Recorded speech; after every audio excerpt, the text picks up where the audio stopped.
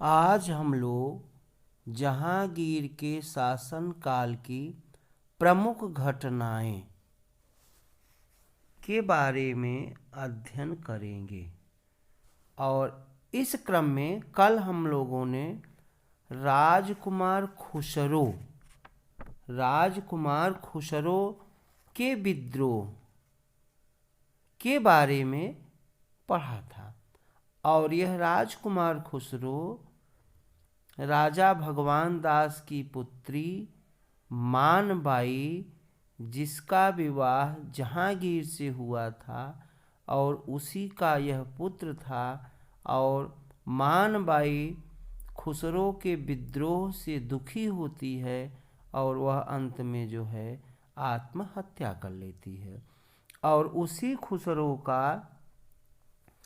खुसरो का सहयोग गुरु अर्जुन देव ने किया था, और जिसके कारण गुरु अर्जुन देव से जहांगीर बहुत रुष्ट होता है और इतना क्रोधित होता है कि उसने गुरु अर्जुन देव की हत्या करा दी।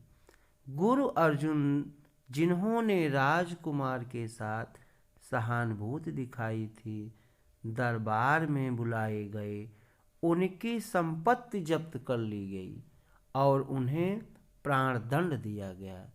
गुरु का वध राजनीतिक कारणों से होते हुए भी बड़ा अविचारपूर्ण था। सिखों के गुरु के साथ एक साधारण अपराधी के समान व्यवहार करना भयंकर भूल थी। इससे सिखों और मुगलों के बीच जो है वह बहुत बड़ी दुश्मनी शुरू हो जाती है, क्योंकि सिख गुरु अर्जुन देव कोई साधारण व्यक्ति नहीं थे। अब फिर हम लोग खुसरो द्वारा पुनः विद्रोह, इस घटना को फिर पढ़ेंगे। खुसरो जो है वह फिर जो है विद्रोह करता है। कंधार के साथ नहीं, बल्कि यहाँ हाथ है। कंधार के हाथ से निकल जाने के बाद जहांगीर ने एक गर्मी का मौसम अपने स्वास्थ्य सुधार के लिए काबुल में बिताया। अगस्त 1607 में वह वहां से लाहौर के लिए चला। मार्ग में उसे एक षड्यंत्र का पता चला, जिसका गठन उसकी हत्या के लिए हुआ था। और इसको जो गठित किया था षड्यंत्र, उसका हेड जो था वह राजकुमार खुसरो था, इसका केंद्र था। षड्यंत्र के बारे में बादशाह को मालूम हो गया। इसके नेता पकड़े गए। जब जहांगीर को मालूम होता है तो जो इसके नेता थे वो पकड़े गए। इनमें से 4 को प्राणदंड दिया गया और एक को गधे पर पूंछ की ओर मुंह कराकर बैठाकर सारे शहर में घुमाया गया। राजाज्ञा से खुसरो को महावत खां द्वारा अंधा करा दिया गया। राजाज्ञा के अनुसार खुसरो को महावत खां द्वारा अंधा करा दिया गया। हालांकि उसकी दृष्टि पूर्ण रूप से नष्ट नहीं हुई थी। अब पिता जहांगीर को एक बार फिर उसके ऊपर दया आती है और उसने उस चतुर हकीम से उसकी दवाई कराई, जिसमें उसमें आंशिक सुधार हो गया। वह फिर एकदम से अंधा नहीं हुआ। और इसी क्रम में हम देखेंगे बंगाल में उस्मान खां का विद्रोह।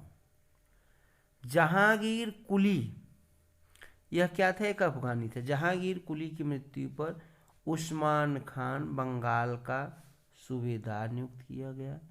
उसके नेतृत्व में बंगाल के अफगान जमींदार विद्रोह करने लगे। अफगानों ने उस्मान के झंडे के नीचे एकत्र होकर युद्ध की तैयारी करने लगे। और अब यहाँ देखते हैं कि जहांगीर की शाही सेना और अफगानों के बीच युद्ध हुआ। दिन भर के युद्ध के बाद उस्मान के सिर में सांघातिक आघात लगा और उस्मान की क्या हो गई? उस्मान की मृत्यु हो गई, जिस पर उसका दल तितर बितर हो गया। 1 अप्रैल 1612 ईस्वी को विजय का समाचार दरबार में पहुंचा तो जहांगीर बड़ा प्रसन्न हुआ।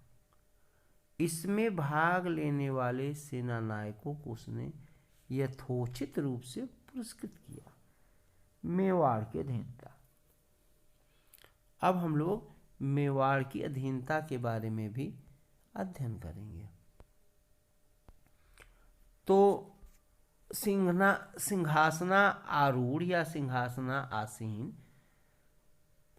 होने के थोड़े ही काल बाद जहांगीर ने मेवाड़ की ओर दृष्टि फेरी।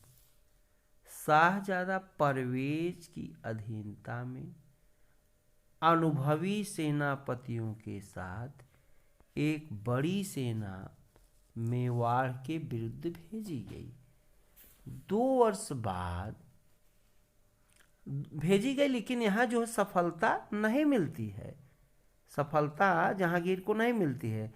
2 वर्ष बाद जहां बादशाह ने एक बड़ी सेना के साथ महावत खां को भेजा। उसने राजपूतों को पराजित किया, किंतु इससे उनका बल क्षीण नहीं हुआ। वो फिर जो है मजबूती के साथ राजपूत खड़े हो गए। अंत में एक बड़ी सेना तथा सुयोग्य सहकारी सेनापतियों के साथ राजकुमार खुर्रम को भेजा गया। मुगलों के लगातार आक्रमणों का सामना करते करते राणा की शक्ति बहुत अच्छी नहीं बल्कि क्षीण हो गई थी। अंत में मेवाड़ के राणा अमर सिंह, ये महाराणा प्रताप के पुत्र थे, अमर सिंह और मुगल सम्राट में संधि हो गई। चित्तौड़ राणा को लौटा दिया गया। जहांगीर ने इस सफलता को एक गौरव की बात माना और उसने हाथी पर सवार राणा और उसके पुत्र की पूरे कद की संगमरमर की मूर्तियां बनवाकर आगरे के झरोखे के नीचे स्थापित कराई।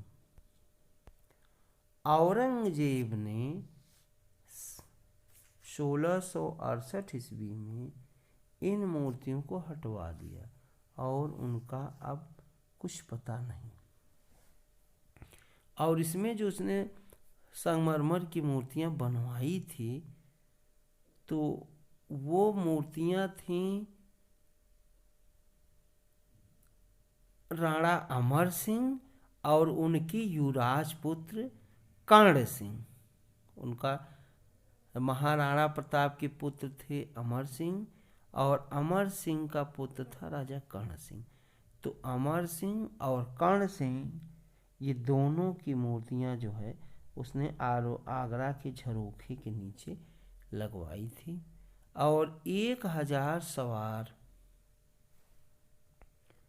की सेना भी जो है वो शर्त माननी पड़ी थी